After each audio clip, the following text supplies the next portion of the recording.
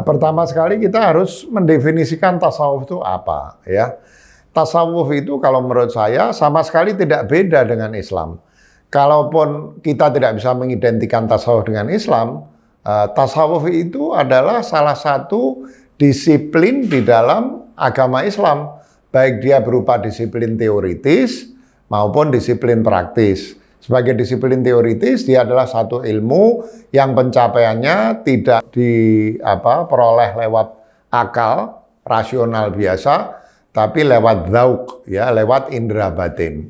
Nah, bahkan kalau kita belajar tasawuf dengan lebih baik, maka kita akan dapati bahwa ajaran tasawuf itu mencakup bukan hanya ihsan, kalau di dalam hadits Jibril itu, mencakup juga iman dan Islam dalam arti syariah. Jadi di dalam tasawuf itu tercakup bukan hanya ilmu tasawuf itu, tapi juga ilmu syariah dan juga ilmu akidah. Para sufi besar misalnya, bukan saja mereka mendasarkan pikiran-pikiran kesufiannya pada syariah dan akidah, bahkan di dalam buku-buku mereka, kaum sufi juga membahas aspek-aspek syariah dan akidah di dalam ajaran agama Islam. Ya, itu yang pertama, tentang pentingnya kita memahami tasawuf apa. Nah, yang kedua, kalau kita baca Al-Quran, kita baca kehidupan Rasulullah SAW misalnya, kita dapati sesungguhnya tasawuf itu ada di dalam kehidupan beliau. Misalnya Mi'raj, ya.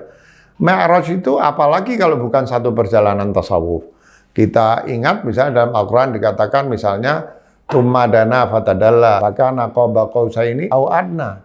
Itu adalah perjalanan Rasulullah SAW sehingga bukan hanya ketemu Allah SWT, tapi menyatu dengan Allah SWT. Dikatakan dalam Al-Quran itu, Rasulullah dan Allah SWT hanya dipisahkan oleh dua busur anak panah, yang dua busur itu kalau disatukan menjadi lingkaran. Jadi Rasulullah dan Allah SWT seolah-olah dalam lingkaran, masing-masing bisa menjadi titik berangkat, masing-masing bisa menjadi titik akhir. Tentu penyatuan ini bukan dengan zat Allah SWT, tapi dengan tajallinya Allah SWT. Oleh para ahli disebutkan bahwa Rasulullah SAW sudah mencapai martabat ahadiyah misalnya. Isra Mi'raj itu sudah jelas satu perjalanan kesufian, ya. Dan kemudian banyak hal lain di dalam ahadits Rasulullah SAW. Misalnya Rasulullah mengatakan, aku melihat Allah dalam bentuknya yang paling indah. Nah, melihat Allah SWT kan pasti pakai indera batin. Belum lagi hadits ihsan atau hadits Jibril tentang ihsan. Ihsan itu anta'budallah ka'annaka tarah wa in lam takun tarah fa innahu yarak. Ya, melihat Allah dengan cara menghilangkan diri sendiri itu sudah tentu ajaran-ajaran kesufian juga, ya. Banyak sekali kalau saya sebutkan hal-hal seperti itu di kehidupan Rasulullah. Tapi saya akan simpulkan dengan ayat Al-Quran yang mengajarkan tentang apa itu tugasnya Rasulullah. Di dalam Ali Imran ayat 164, Allah SWT mengatakan, laqad mannallahu 'alal mu'minina idh ba'atha fihim rasulan min anfusihim yatlu 'alaihim ayatihi wa yuzakkihim wa yu'allimuhumul kitab wal hikmah wa in kanu min qabl la fi dhalalim mubin, ya. Dikatakan di sini Rasulullah itu tugasnya membacakan Al-Quran, kemudian membersihkan kalian.